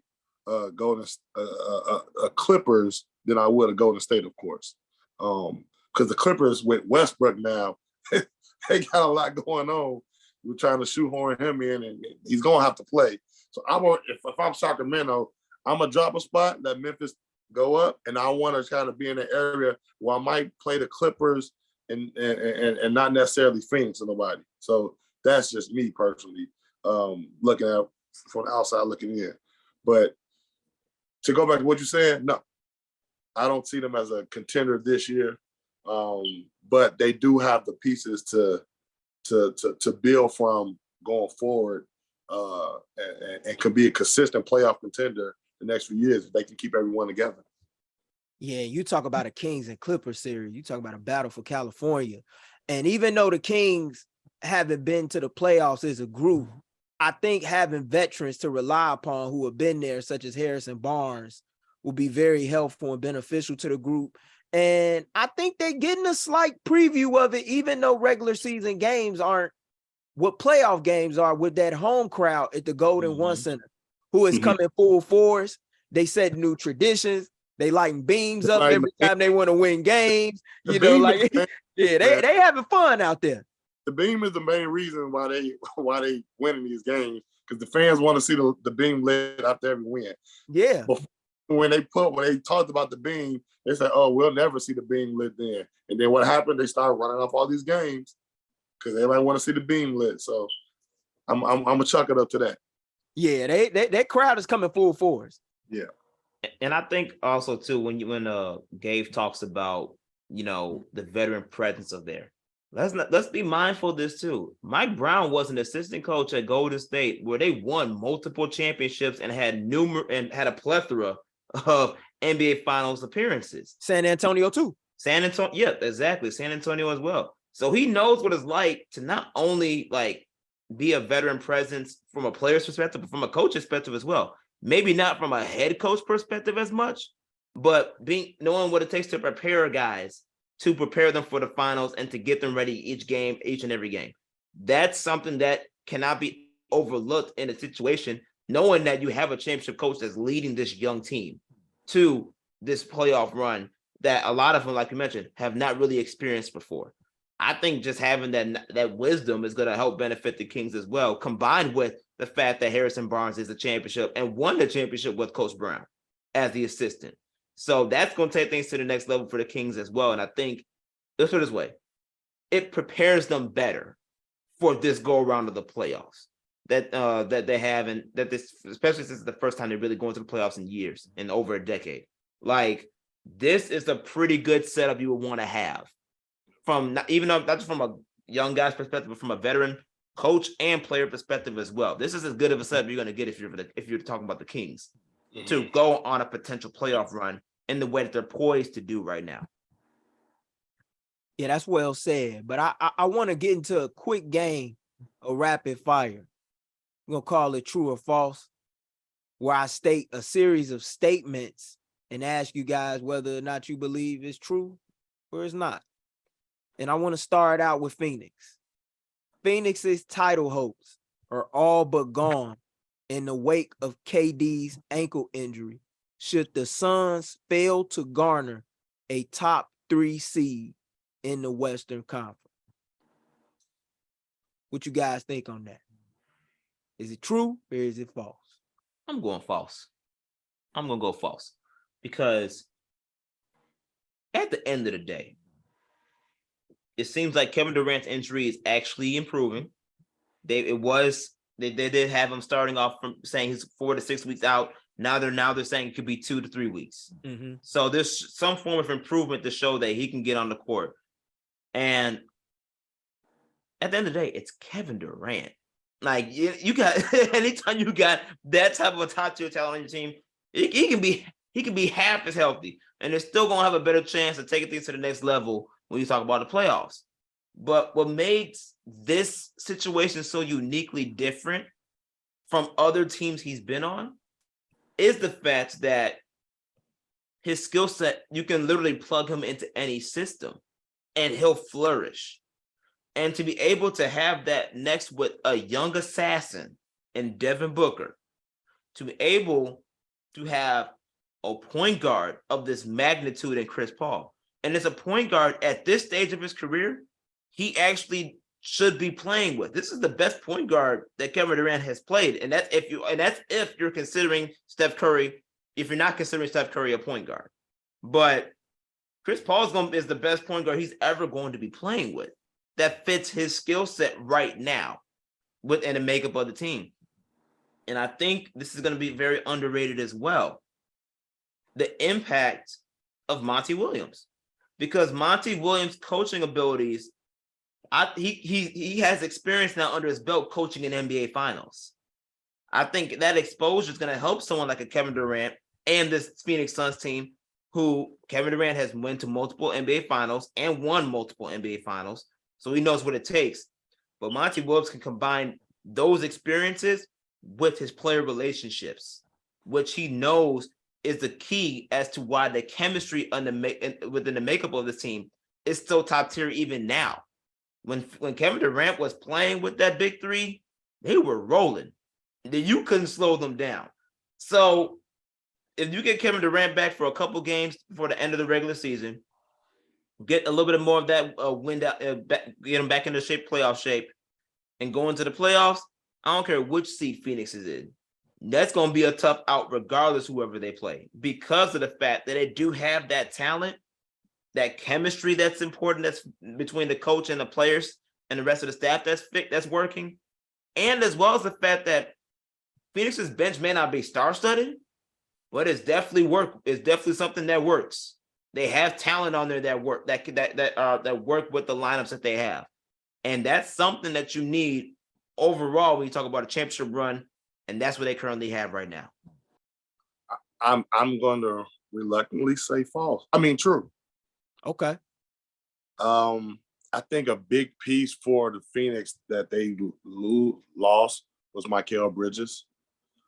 Bridges was that 3-and-D guy who can just cover, and they could switch and do so much with him on the wing. And he was kind of like their glue guy, their young glue guy. I'm looking at KD at 34. I'm looking at Chris Paul at 37. And we know with those guys, nagging injuries kind of hurt them come playoff time. We know Devin Booker missed a lot of time because of injury. And then DeAndre Ayton, sometimes he can be great, and sometimes he can go MIA. I really like this Phoenix Suns thing too, by the way, while I'm talking down on them, but I just don't know, like, and come playoff time, like, these minutes will hurt you. And you talk, again, 37 Chris Paul, 34 KD, playing these extensive minutes, and God forbid they lose a game, you got to play more games and flying back and forth. I look at all the external stuff instead of just only the on-court stuff. And a lot of that stuff kind of plays against them. I think that kind of hurt Phoenix in the finals the last time. It's just they kind of hit a wall at one point. It was rolling, and they just kind of hit a wall. I hope, like you said, Kevin Durant's injury is improving with the ankle, and they can get him back in time. But also trying to gain that much needed chemistry going into playoffs. I kind of feel like you gotta have that good run, because those first two series, you don't want it to go no more than 5 or 6 games. You never do. You don't want those first two series going no more than those 5 or 6 games. So hopefully they can get over, when you get back, they can get the right amount of games in together as a group to figure it out. But just without having that young guy that can cover ground and make shots, because he's not being a focal point, I think that's going to be needed come the playoffs. That's just me personally. Yeah, we'll see how that goes, man. It's I think that's what makes the team so unique, is the fact that because of the different skill sets that they have with the offense, it's easy for people to plug a Kevin Durant. It's easy to plug in a Devin Booker, etc., to that offense. But you are valid when it comes to the age and the minutes and the wear and tear on your body down the stretch, that with an all-star heavy lineup like the Phoenix Suns do have, it can be a blessing, but it can be a curse. Yeah. You're trading talent for wear and tear that could eventually, hurt you come that playoff run. And even though I do believe the Suns bench is better than what they, originally, or people may say, that is still a proven team off the bench as well. They still got some young guys on that team that need to step up in ways that, previously they may not have had to. This is a new experience and exposure for those guys. So I do think it's going to have to be all inclusive effort from everyone, not just from the starters, but from the bench, and including Monty Williams as well, which we know and believe is capable of doing that. But it's going to be a very inclusive effort, considering, all the variables that we've mentioned, not just from the scoring perspective, but health and the wear and tear on the minutes. You're definitely spot on with that. So I can see your true answer when you talk about how about this Phoenix team and the makeup and how it can go. But I just have that much faith in Kevin Durant. That's just me. I got that much faith. Hey, I get it. Because when healthy, he been a smooth operator. Yeah. And when healthy, he's one of the top 5 players in the game. Most definitely. Yeah, most definitely. So that's just me and how I feel about it. But what route? Do you think the route is gonna be a major part as well? Because I'm seeing them right now at that 4 seed, 3 games behind Memphis. Hopefully to see what's going on again with the John Morant situation. you know, you talk with that 4 or 5 seed, you playing either the Clippers or Golden State in the first round. And then now after that, now you got to play Denver in the second round. So, you know, the route plays a huge factor too for them. Like you said, and like you said, they have all the pieces to make it. Like, I don't think top to bottom, nobody's more talented than Phoenix in the West. But yeah, I don't know. The history, for some reason, history keeps repeating itself for Chris Paul. For Chris Paul, maybe Chris Paul and Kevin Durant for some reason. And I hope maybe this is the year they kind of get over it and can kind of put a lot of those myths to bed. And I would love for CP3 to finally get a ring. I think he's paid his dues. He's done practically everything in the league besides become the all-time assist leader and win a championship. So let's hope that they string the right games together and can make a deep run, because we all know that was great TV for us to watch every night. Is to watching, we would definitely be seeing Phoenix and anybody playing from night to night. So we'll see.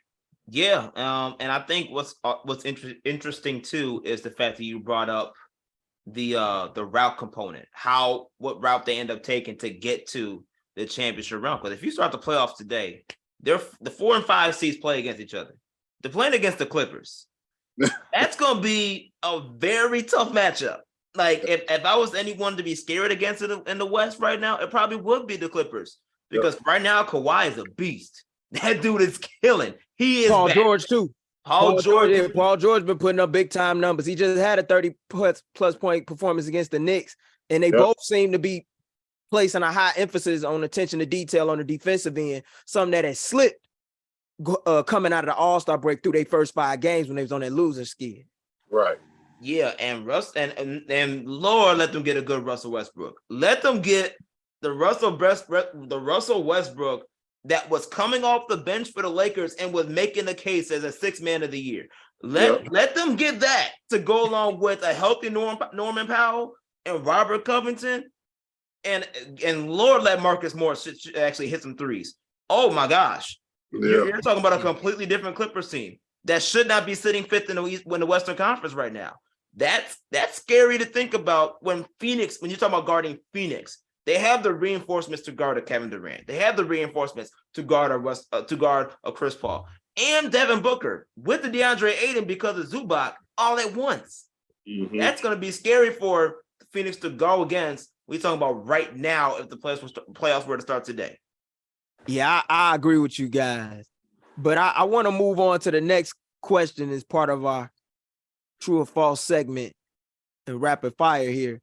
Joel Embiid is the MVP of the league, regardless of what prospective voters have to say when it's all said and done.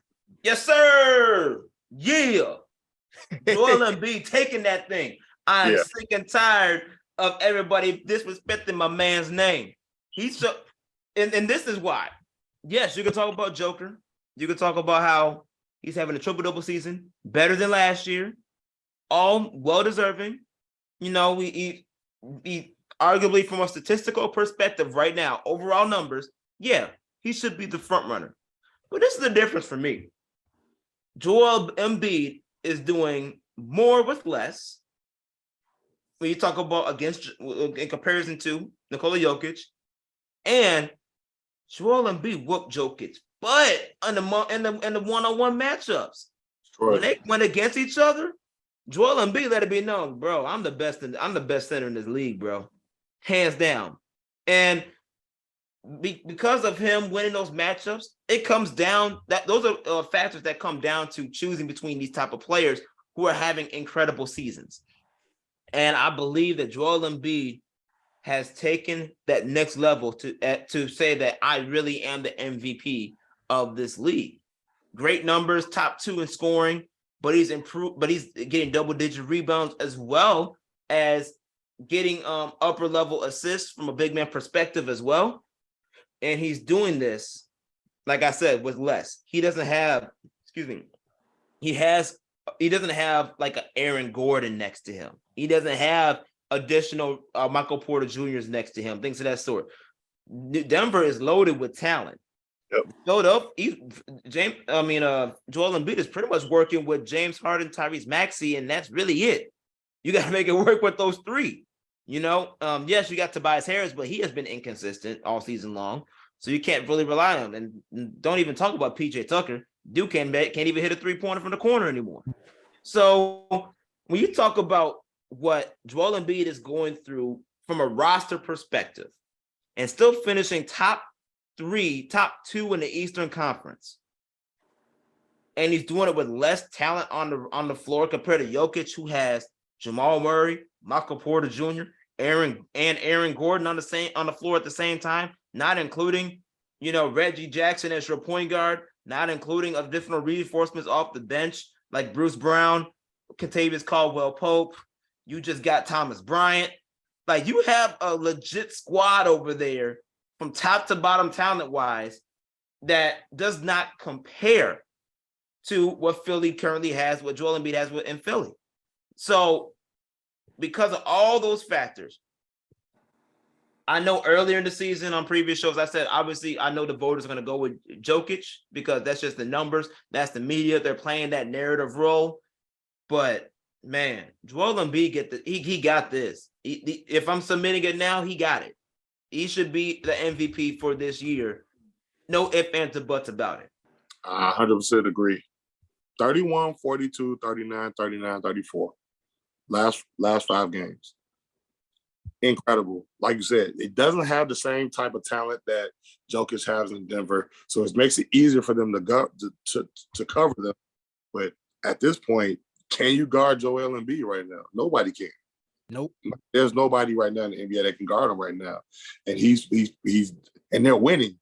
Not only do they put up numbers, they're winning. And when you're doing it like that, and from a center, also from playing the center, like, that's big, man. And he's not known as a passer, but he's been getting his assist off as well, which means he's making somebody else better around him. And, granted, it's not the same Harden that we used to. It's not the same. Like you said, Tobias Harris has kind of been a big letdown for Philly since he's been there. All the money they're giving him, but Joel Embiid has definitely stepped up and made it his team.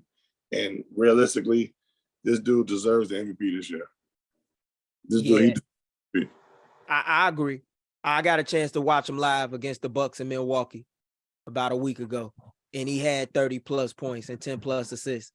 And he combined with Harden to do the same, and they became the first duo of guys in Sixers history to do that since the late Wilt Chamberlain and Hal Greer did it in the mid-1960s. So when you put all that together, and you can guarantee pretty much a 30 ball from him every single night at this point, and he's on pace to become the first big man since Bob McAdoo prior to the ABA and NBA merger, might I add, to average at least 30-plus points per game or more in back-to-back seasons. You can't let stuff like that go unwarranted. Nope. And it would be a damn shame if he was to finish as an all NBA second team selection due to the model. Yeah, due to the model, how they select the team there, that would be kind of crazy. Because I feel like they pick one center, one power forward, a small forward, shooting guard, and point guard.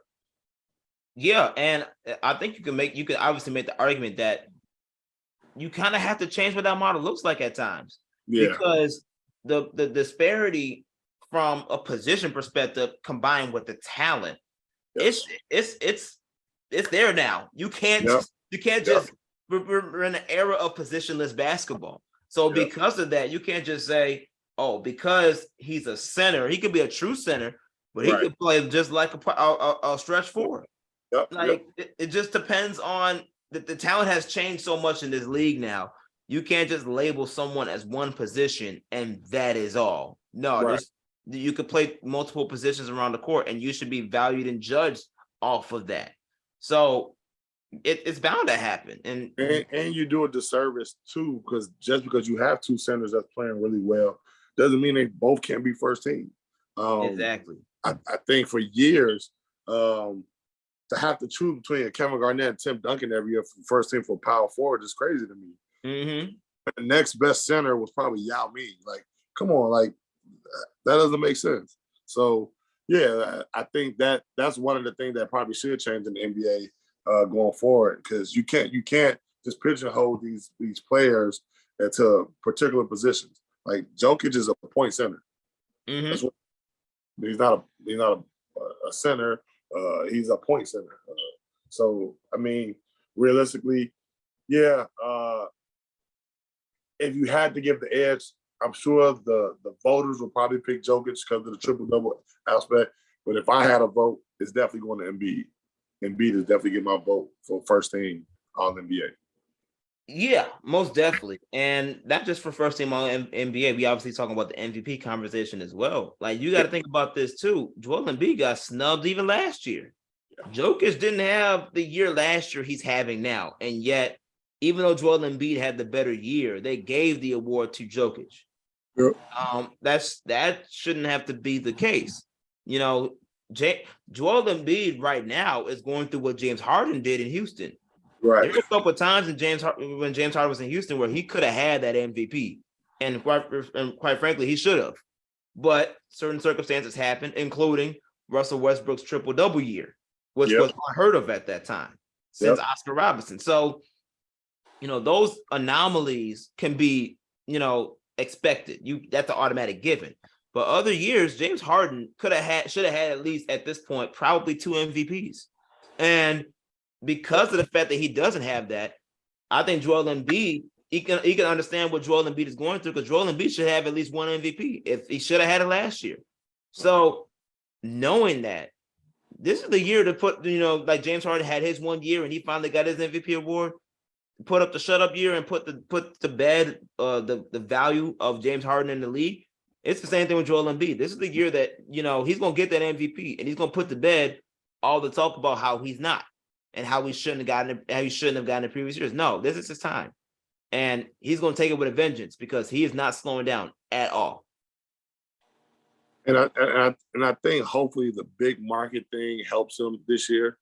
He's definitely playing in a big market in Philly. And it's not saying Denver's a smaller market, but playing on that East Coast in that Philly who's hostile and like I feel that should at some point help him. Like, hey, this dude really did it with not much around him, and his team is the 3rd seed. Granted, I know Denver again is the top seed, but they did that last year, and you saw what happened. So, like, yeah, it's about time. We need to change it. I feel like it should be after anybody gets the MVP 2 years straight in a row, it's time to move it. It's time to move it, and that seems like that's been the narrative in the NBA anyway.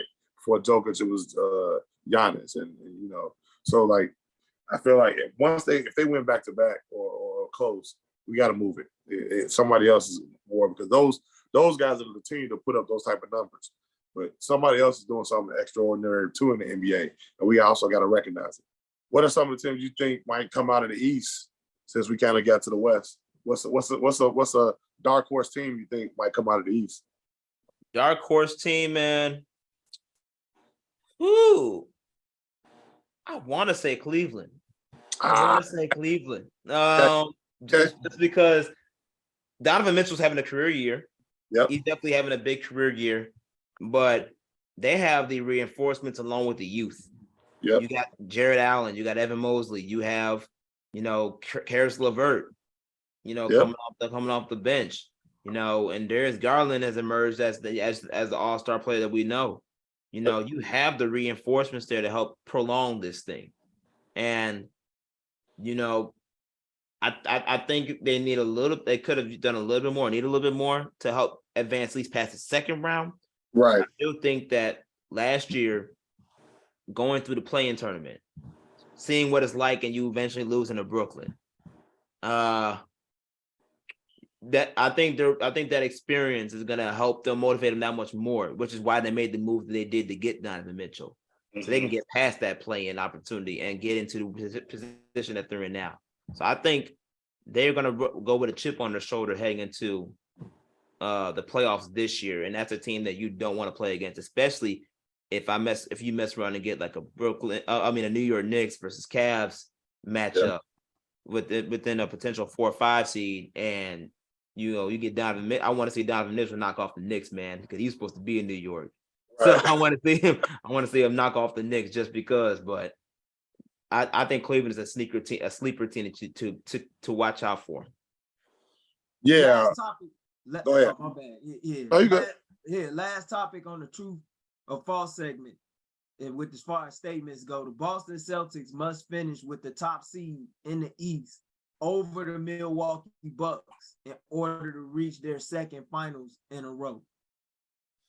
No. And that was my next part, talking about Cleveland. That if you get a Cleveland in the second round, man, that's a tough out. That's a tough out. And if I'm Boston, I like my chances being the 2 seed for some reason. I like the Boston Philly matchup. I don't like a Boston Cleveland matchup in the second round, if that makes sense. If they was to move up, why you saying that too? Because Cleveland had their number during the regular season. Exactly. And they just have more weapons, man. Like you said, I think it's easier for Boston to guard a Philly, like you said, with Joel Embiid. To me, you let Joel Embiid beat him. You just can't let everybody else do what they're supposed to do. I'll take that. I'll take his 30 as long as nobody else is getting 20 or whatever. So if I'm Boston, I'm fine where I'm at. I let Milwaukee have to fight that, because I honestly think that Cleveland, no matter what, will make it to that second round. But whoever they play in that second round, they're gonna take a piece of them if whoever goes forward. And yeah, Cleveland is that scary team. You add that Donovan Mitchell, like you said, they got the youth with Mobley and Jared Allen in that front court, man. That's scary. Garland's scary. That bench, that's a scary team to play in the playoffs, bro. Especially if Donovan Mitchell can get to that. To me, I feel like he's scoring, he's getting to D-Wade mode. He get that D-Wade mode, man, you know how D-Wade was torching people in Miami when he would get playoff D-Wade. So, yeah, man, if doing that in the East, he ain't in the West no more. He in the East. It might be a little bit easier for him. If I'm Boston, I want to stay at that 2 seed. I'm not trying to move up. Okay, so you say that's false. You say they could get to the finals as long as they're in that 2 range. Yeah, false. Yeah. Got you. Now I'm the same way. I completely agree with Steve and what he was saying with that, man, because I think Cleveland has a chip on their shoulder this year. I know we just talked about it, but I think they have a chip on their shoulder, considering that last season, going through the play-in tournament, you lose to Brooklyn, a game that you should have won in Brooklyn. That prepared them and propelled them to keep advancing and to go get a guy like Donovan Mitchell. And I think because Donovan Mitchell's having a great year and a career year, to be quite honest, combining that with what they already have and building moving forward, that experience and exposure is only going to propel them for that next level. And I know and even when you talk about Donovan Mitchell, he's tired of losing. He was tired of getting his butt whipped in Utah, man. So having that refreshing energy now in the Eastern Conference, where he has a chance to actually go deeper than where he went with the Utah Jazz. I mean, I'm not saying they're going to do that, but as a team that can, you can sleep on, you shouldn't be sleeping on. And based on the current standings today, Boston wouldn't have to deal with that till probably the 3rd round. That's their best chance of avoiding a team like that when you talk about going to the finals, compared to if they were the number 1 seed and then down the line, you may get them in the 2nd round. So I agree with Steve on that, but obviously, Gabe, we want your thoughts on this because, I know why I have a feeling I know why you picked this question, man, or picked this narrative. So I want to get your thoughts on is this something that Boston can still do no matter what seed they're in?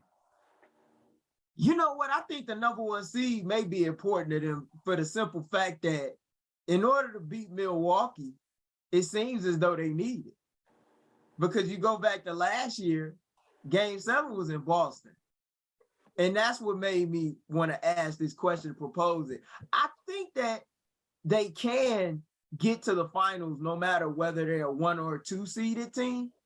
And I didn't think about the aspect of them facing Cleveland potentially in round 2 if they were to be in the 1 seed, which really wouldn't be a good matchup. And it makes me wonder, did they seek to take a step back and maybe rest Jason Tatum some nights in an effort to slide down? Now that Steve brought that up, because I didn't even think about that. Like if they were to go as a 1 seed and that 1-4 matchup with Cleveland, that'd be a tough matchup for them. And Cleveland has had great success against Boston throughout the regular season. And you have some people across Celtics Nation who will say, well, they beat the Celtics with guys out, such as Rob Williams. Jason Tatum was out last week when they came back from down double digits in Cleveland and escaped with a win in overtime at home. But still, no matter who's been out, they found a way to get the job done against this team. And that's part of learning how to win in the NBA. You got to win some nights without your best guys. And if they can't beat these guys without their best guys and in some nights full strength, yeah, that might be a matchup that they want to avoid moving forward. So that's why I posed the question. I think they can make it, but I think if they're in the best of 7 with Milwaukee, they would prefer to have home court in a matchup that you have to view as a 7-game series should those two teams meet. I agree with you, man. Yeah, so with all that said, prior to us closing out for the night, what's a March Madness game that we haven't talked about or NBA game this weekend that you will have your eyes glued on watching on TV? Let's talk about tonight. Milwaukee. They're playing who? Sacramento. Okay. Great game. Like that's the game that once we get off 9 o'clock start on NBA TV, I'm about to watch it. Like that's a game that to kind of give you more idea of where you might think Sacramento could probably playing against the top team in the NBA. That'll be a fun one. I think I've already mentioned my headline game is for the tournament is the Kentucky Providence game. So right now I'm even though the high school basketball season is over with, I'm still in basketball bliss. So I'm granted Bears got some good stuff happening today too, but very very still in my basketball mode and kind of happy to kind of unplug and watch some of these games coming up. What about you, John? Oh man, yeah, Steve took it. Steve took the college game. It's definitely Kentucky Providence. I'm also gonna watch Arkansas and Illinois. That's gonna be another game for me to watch. That's big time. And of course, of course I'm gonna see Marquette. That's a given. So I'm gonna put Marquette on the schedule as well. As a matter of fact, I'm making sure I work from home on that Friday so I can watch that game. But from an NBA perspective, I really only have one game that's really stood out to me right now, and that's the Thursday game. The Sacramento Kings against the Brooklyn Nets. And I have to choose the Brooklyn Nets because Mikal Bridges has been on a tear since he got to Brooklyn. And doing so well, as a matter of fact, people thought this Brooklyn Nets team was going to fall off. They're sitting top 5 in the Eastern Conference, currently sitting 5th, right behind Cleveland. So we got to give the kudos to Mikal Bridges and what Jacques Vaughn has done with that new lineup over in Brooklyn since he has officially been named the head coach for the future. But yeah, the Kings and what they've done and the hot streak they've been on, I want to see how De'Aaron Fox and those guys go up against a Mikal Bridges-led Brooklyn Nets team who is on fire right now, and they are winning the games that they need to maintain a float of not falling into the play-in tournament realm. Yeah, for me, with March Madness, it's gonna be the first round matchup between UConn and Iona. Mm-hmm. You got Rick Pitino going up against a Northeast school. The rumor's been, hot lately with him being linked to St. John's, going up against Dan Hurley. This could be a preview of what's to come next fall with St. John's and UConn meet up should Patino take the UConn job. You know his team is going to come out, compete. Iona's no stranger to March Madness. They've been the last couple of years since Patino took over the helm there. That's a game to watch. I also think another game, you know, that'll be fun to watch is Texas A&M against Penn State. Penn State had a nice close to the Big Ten tournament, albeit a runner-up finish. Gave Purdue a run for their money towards the end after being down double digits for most of the game. Going up against a Texas A&M squad that's really scrappy and like to get after it on the defensive end. So that'll be a fun game. And then the NBA, Golden State, Memphis, rematch. Dylan Brooks, Draymond Green. Need I say more? They've been talking a lot of trash lately with one another. They're going to see one another again later on this week. That's a game you got to have your eyes on if you're an NBA fan, just for dramatic purposes alone, if nothing else. But with that being said, I want to give a special thanks to Steve Parham for stepping on with us yet once again to talk some hoops with us here on Open Run. No. You know, make sure to follow his work at Illinois, Prep Hoops Illinois, is a contributor right over there. Covers all things grassroots basketball related, AAU, high school, and more there. Make sure to also check out our War Media platform where you had Saul, Joe, and Ryan talking about the Bears trading that #1 overall pick over this past weekend in exchange to get multiple first-round picks, including wide receiver DJ Moore, formerly of the Carolina Panthers, now in the city of Wynn. Make sure to check that out. For myself, Gabriel Wilkins, my co-host Josh Hicks, and our special guest Steve Parham. So long, everybody.